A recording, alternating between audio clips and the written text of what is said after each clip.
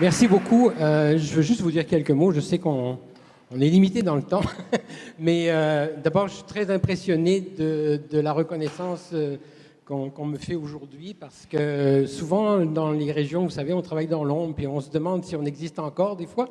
Mais je me rends compte aujourd'hui que non, on existe et puis c'est très important aussi de soutenir le travail dans les régions. Et donc, je remercie beaucoup le Conseil québécois de la musique d'avoir souligné ce travail. Et je ne suis pas le seul, il y en a d'autres et j'espère qu'il y en a d'autres qui seront aussi honorés. Je voudrais aussi remercier toute l'équipe du Saguenay-Lac-Saint-Jean, les administrateurs, les musiciens, etc.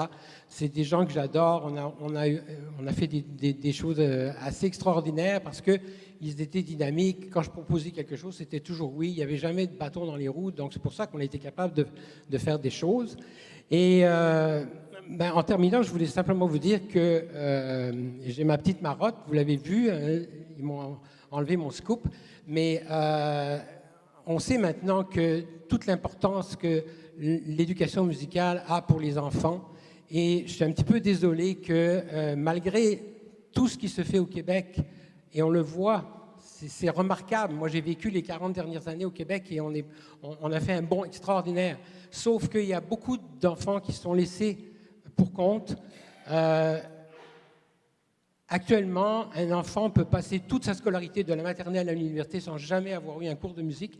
Et comme on dit, il y a aussi aujourd'hui beaucoup de représentants des médias, du monde musical.